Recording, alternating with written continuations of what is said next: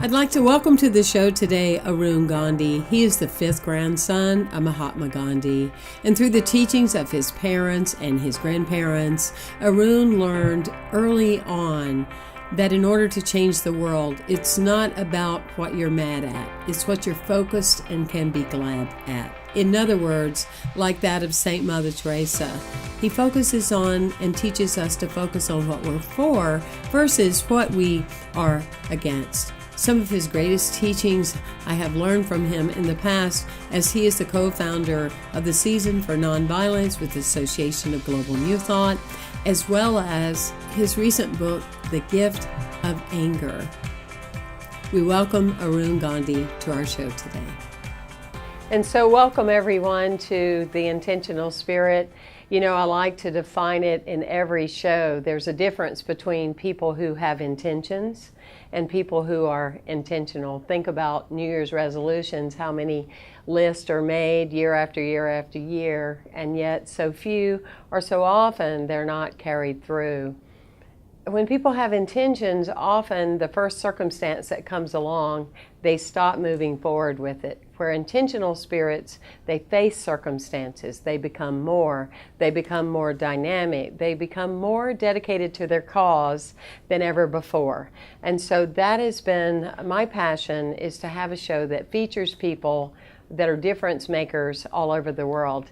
And of course, none other than the wonderful, dynamic, great, energetic Dr. Arun Gandhi. It's my pleasure to have him on our show today. Thank you for having me on the show. It's such a blessing, Dr. Gandhi. It really is. And I didn't get a chance to tell you this, but when I was in ministerial school, always as a student, that I was terrified to speak at that time.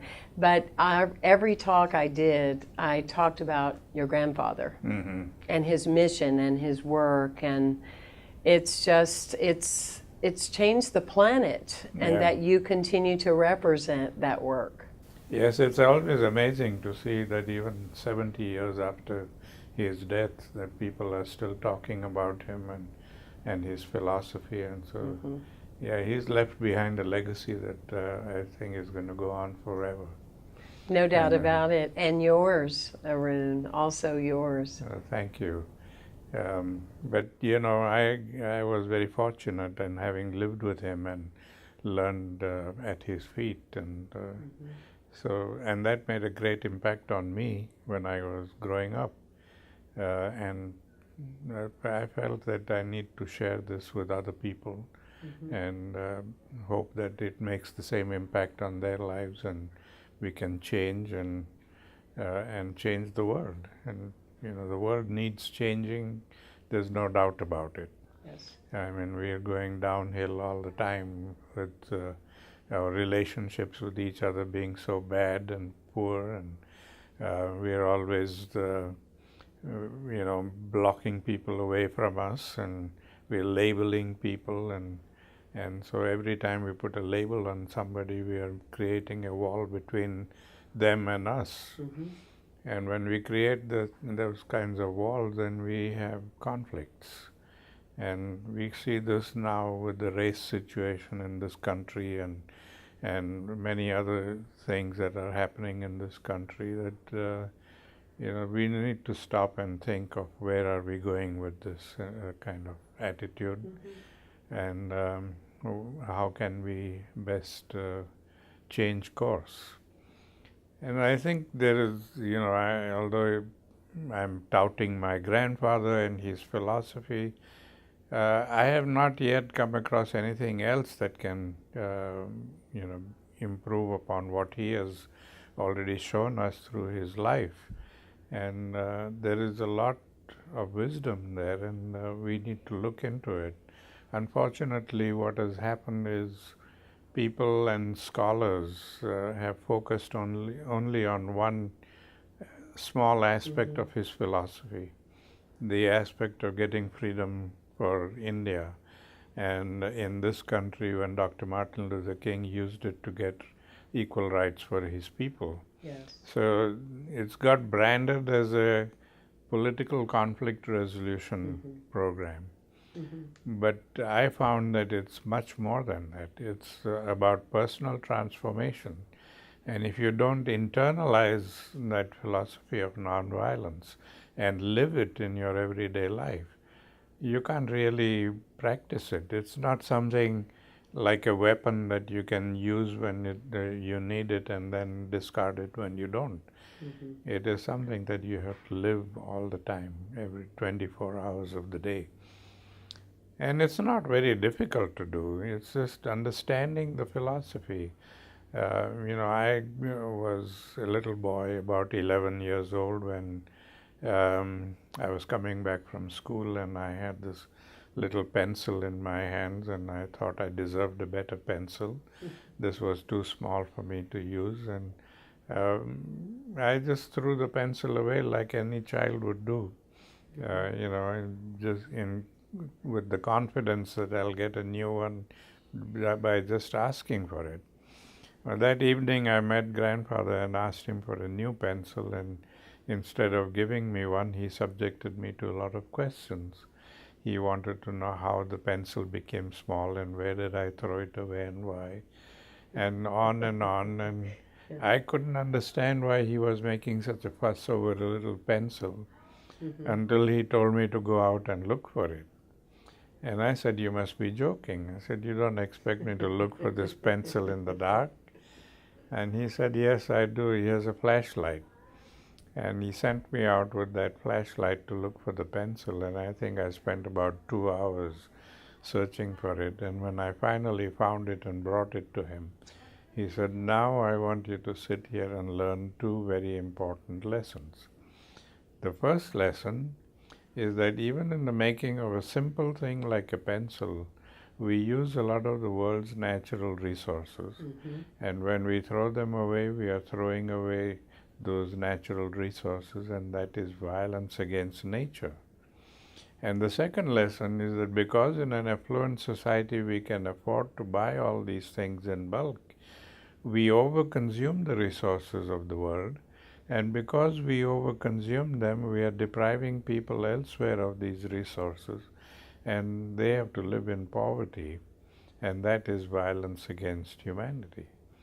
And that was the first time I realized that all of these little things that we do every day, consciously and unconsciously, it's become so much a part of our life that we just throw away things or overconsume things or just have little regard for anything else, and yet we commit all this kind of violence without thinking about it. And to make me understand this lesson thoroughly, he made me draw a genealogical tree of violence, just as you do a family tree, with violence as the grandparent and physical violence and passive violence as the 2 branches. And every day before I went to bed, I had to analyze and examine everything that I had experienced during the day. Things that I may have done to other people, or people may have done to me, or things that I may just have read about or whatever. All of that had to be analyzed and put on that tree. Now that was a good way of introspection. While doing that, I was discovering my own weaknesses in the process, my own habits that were detrimental. And once I put it down on black and white on paper, it became more stark, and I couldn't ignore it anymore. And then you have to work towards transforming that and converting that into strength. But when I began doing this exercise, I was amazed that within a few months I was able to fill up a whole wall in my room with acts of passive violence. The physical violence didn't grow very much because there's a limit to what you can do. But passive violence grew endlessly. And then grandfather explained to me the connection between the 2. He said, we commit passive violence all the time, every day, consciously and unconsciously. And that generates anger in the victim. and the victim then resorts to physical violence to get justice. So it is passive violence that fuels the fire of physical violence. So logically, if we want to put out that fire of physical violence, we have to cut off the fuel supply. And since the fuel supply comes from each one of us, we have to become the change we wish to see in the world. If we don't change our habits and if we continue to fuel the physical violence through our passive violence, we are never going to see peace in the world. So it's very important for us to understand this and look at the philosophy holistically and understand it and try to absorb it in our life. That's the only redeeming thing we can do for this world. And I love just the whole position and how you give someone a new perspective on that, because you're so right. If we go out into the lobby at this hotel and we ask the people, "Are you violent?" every person would probably say, "I don't have a violent bone in my body. Exactly. I've never been violent. I don't do anything." But if you talk about from the perspective of the passive violence, well, what have you purchased today that you really didn't need? And how many animal products have you bought today that you served at the table but then threw away? Yeah. All of that consumption and competition and, those kind of things, it definitely, it's incredible. It is incredible. It's become so much a part of our daily life that we don't even think about it. We're on automatic, aren't we? Yeah, we're on automatic, right. Just going through it. Because I know Exactly. since I spoke to you, I've been so much more tuned into, and I'm also going to do what you recommend, is like your grandfather asked of you, is to make that tree. Yeah. I'm going to work with that process and keep I up encourage with it. people to do that individually if they want to, or as a family project, or even a classroom project. But it's very important that we do that so that we can discover our own weaknesses and be able to transform them. I mean, even things like poverty, for instance, we're so insensitive to poverty. We see people in the streets who are hungry or, who have nothing in life, and we just turn away from them and walk away. And we have absolutely no feelings for that. I had a very interesting experience. I take a group every year on a Gandhi legacy tour of India. The purpose of the tour is to show people what individuals have done peacefully to transform the lives of millions of people. And I started this about 18 years ago, and I've been taking regularly groups of people every year, and they range in age from 18 to 81. You have an open thing for anybody who's. And you were saying that the people that go on the tour, let's see, it's December 29th to January 14th? 14th, yeah.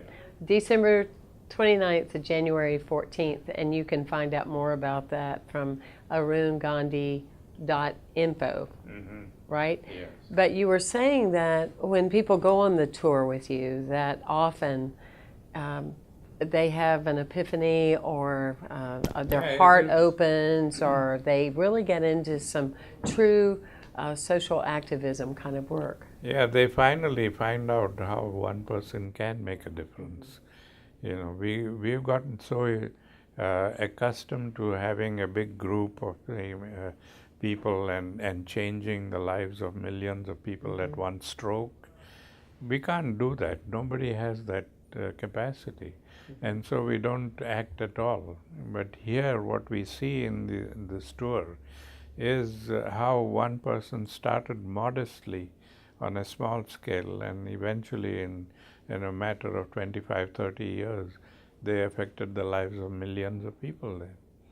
And that's what, if all of us do such things, we can make a very big difference in this world there. But the story that I wanted to talk about was the reaction of the women from Wellesley College. On one of the tours, we had these women from Wellesley College, and we had warned them that much of the tour is going to be modest. We will be traveling by buses and living in clean accommodation, but not with all the luxuries that they are accustomed to. Right. And they said, oh, we can manage that, no problems. But about 4 or 5 days into the tour, they started getting uneasy and started murmuring among themselves, when are we going to sleep in a proper bed, and when are we going to shower and wash our hair and all that. And then we got accommodation in a 5-star hotel. And when we got into the hotel to get our rooms, they were so excited that they finally saw the luxuries that they are accustomed to.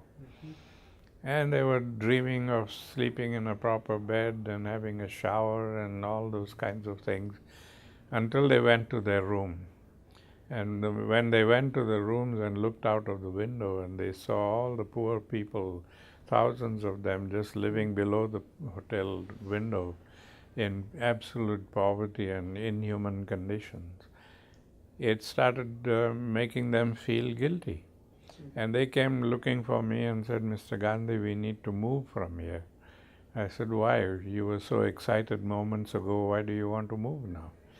And they said, well, we looked out of the window and we see all those people who are in such misery, and we feel guilty enjoying all this luxury here.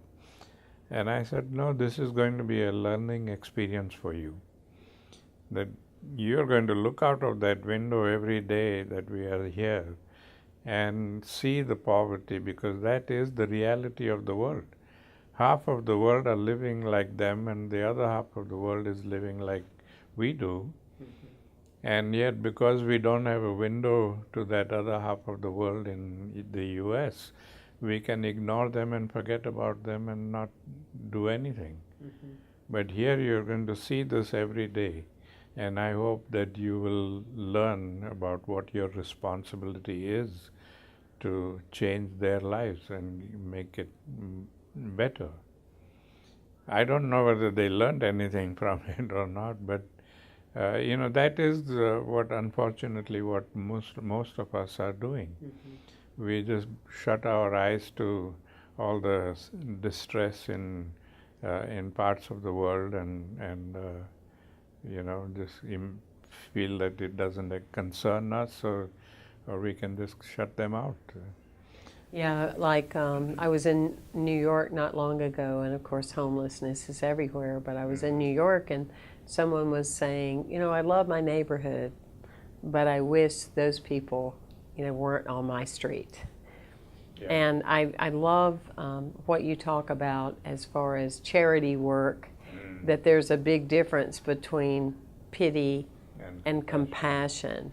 And that's a huge teaching that you're doing in that regard. Yeah, that is something that I've been trying to make people aware of, that we generally act out of pity instead of acting out of compassion.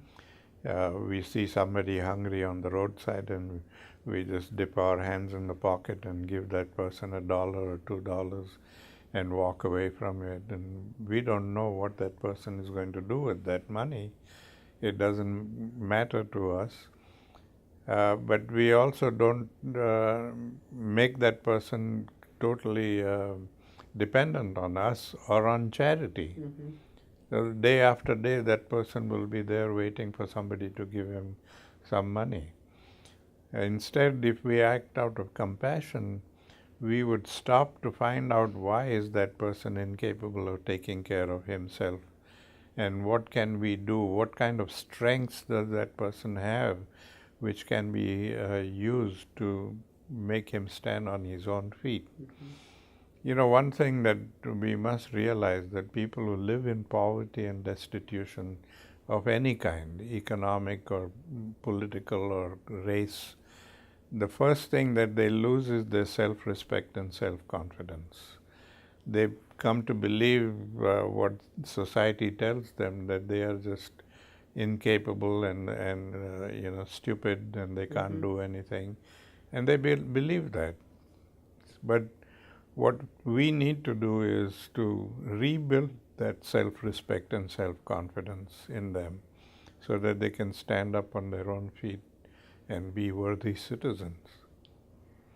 No. That takes a lot more commitment, of course. You can't just give them money and walk away. That's so easy. In a minute you give, or you write out a check and mail it away, and you've done your good deed. But here, when you act out of compassion, you have to be committed. You have to commit some of your time to helping that person realize their potential. I think that's the key, because with the way you're teaching it, we would actually help people.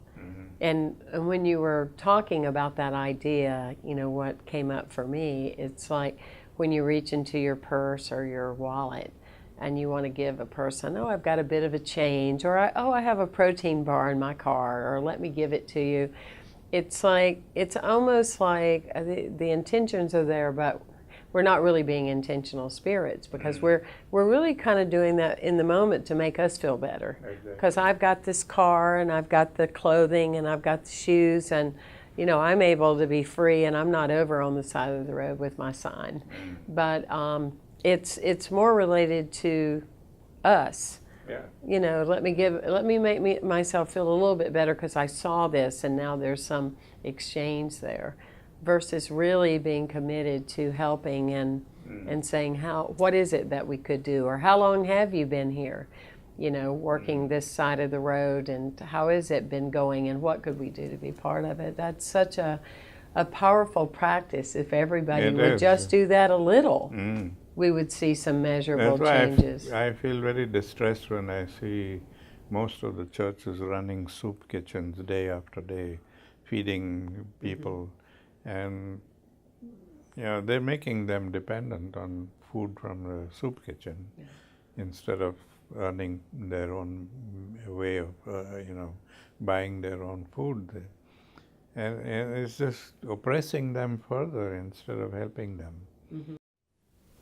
Or, and for a number of years, in my humble opinion, even with the New Thought teaching of those views, it would be like, well, it's in their consciousness, and therefore they're having this experience, and rather than, really creating a world that works through everyone, if it's happening to that person over there, it's happening to me. If it's happening to you, it's happening to me. And that energy, especially for those people that are more sensitive, we feel things on the earth. I'm sure you do as well. I do. Before there's an earthquake or before there's a big tragedy, I start feeling different things in my being of, I don't know what's going to happen, but something's getting ready to happen. Yeah. Yeah, if you are sensitive enough, you can feel those things. And but we have desensitized ourselves. We've become so materialistic in our lifestyle. It's all about getting the bigger share of the pie, and we don't care what happens to other people. People have become disposable in everything. In business also today, they want to show big profits, so they just lay off thousands of people, and profits are not, people are disposable, but profits are not.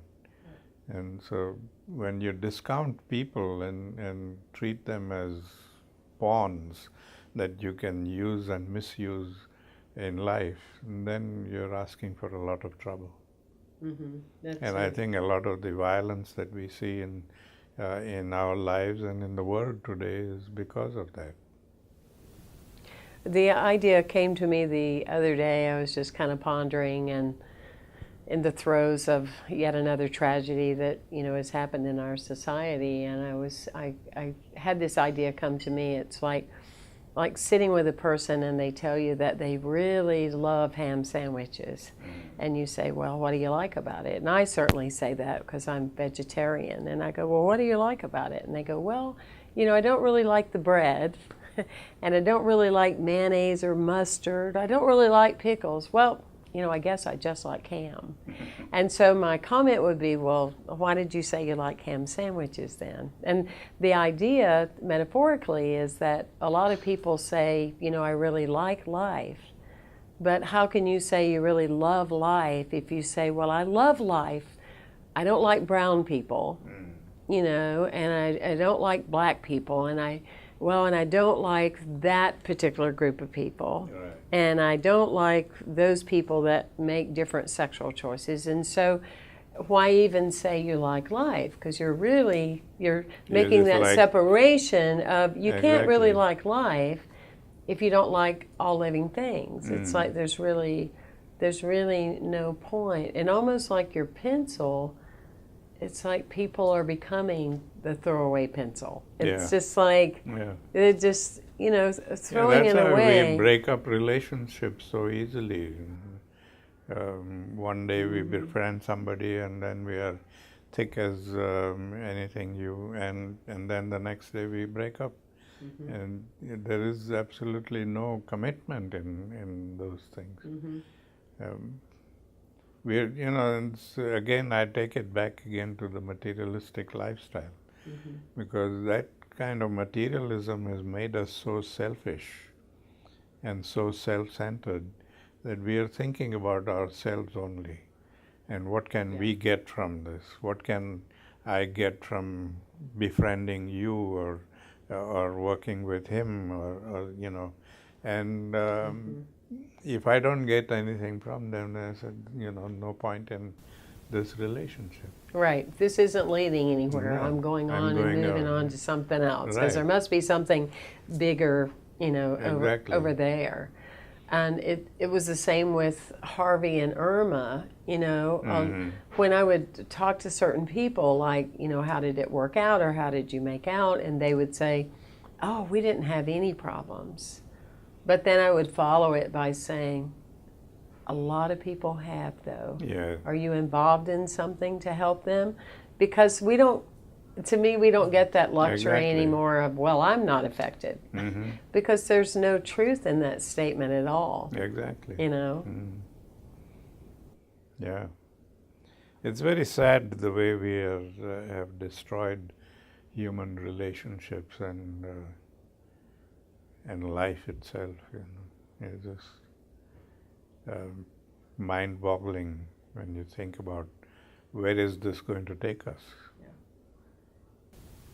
Often you hear people, and I question it myself as to, are they just saying that because it makes them feel better when they say the world is awakening more, and and people are becoming more conscious, and I also I clearly get, with Google Analytics and everything, that the news doesn't really show us the world.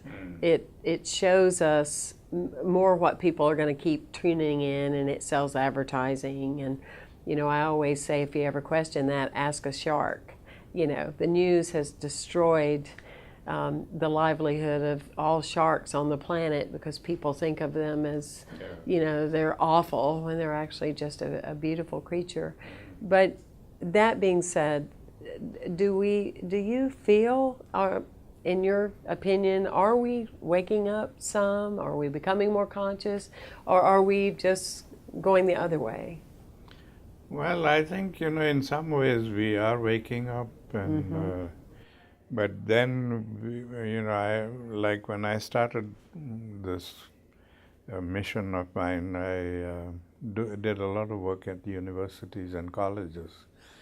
And I used to feel very happy about it, because the young people showed so much interest in the philosophy and in wanting to do something for the world and all that. But then I noticed that it lasted only until they were students. The moment they came into the market and had to find a job and everything, they forgot about all those good things and started, how am I going to make money and big money there. And they get caught in that rat trap, and then That must have been hard for you. it is very hard. But I guess you can do as much as you can do, and there's not anything else. Like they say, you can take the horse to the pond, but you can't make that horse drink. Right. So I'm hoping that some people at least will benefit from this and make a change. And it's going to be a slow change, but I guess it will happen when people realize that we are on a destructive path, and this is going to lead to complete annihilation of mankind. Yeah, we often do seem to be moving along quite slow, don't we? Yeah. You would think that we would have already figured out a way to end world hunger and Exactly. the distribution issues that we have on the planet, and not to kill billions of living fish and animals that are never eaten and used. It would seem the answers could be so simple. Yeah, look at what's happening in Puerto Rico now. I mean, after their whole island was devastated, we did send food and water and all that, but it's all lying on the docks there. We didn't send anybody who would be able to take it out and distribute the thing. And we don't even care about it. It's been there for weeks now, and I don't know how long that food is going to last and be good for human consumption. Exactly. Yeah. In that kind of heat and the sitting in those containers. It makes no common sense at all, does it? Absolutely nothing. Yeah. Now, if that happened here in Houston, there would be a big hue and cry about it. And the government and the president and everybody would jump on the bandwagon and ensure that everything happened on time. And go and be on the cameras so everybody could be sure to catch them, that they were there. Yeah. Yes. When Bush didn't go to Katrina. New Orleans, Katrina thing, we made such a big song and dance about it. And now our president doesn't even want to go to Puerto Rico to see what's happening, and nobody says a word. So we need more people responding and doing We need more than people who just would be talking. vocal. Yes. Unfortunately, we think that it's, democracy means just going and casting our votes once in 4 years or 5 years. But the democracy, to be able to function efficiently and properly as it should, it's not simply about human rights, but it's also about human responsibilities. We have a Bill of Rights, but we don't have a Bill of Responsibilities. And so everybody is demanding their rights and want their rights and ensure that they get their rights, but they don't want to share the responsibility. And like in our Constitution, it's it allows people to go and speak about hate and things out in the public. It's their right to speak. But the effects of that kind of a speech on the general people, they're not concerned about that. I love that Bill of Responsibilities. Yeah. I mean, if you want to ensure that you have your rights there, you've got to be willing to share the responsibility. And if that person who goes out and talks about hate and prejudice and incites people, then that person should be willing to stand the responsibility of getting beaten up. Absolutely. Be more hands-on and more proactive. So, what we say is he was only speaking, he wasn't using physical violence. so you don't have a right to respond physically to him. Now that's absurd, because what he was speaking is something that I feel very strongly about. And if he doesn't respect me, why should I respect him? So what is it in a closing thought with you? What is, if everybody could like go right now and put something that matters into their life practices, what would that look like?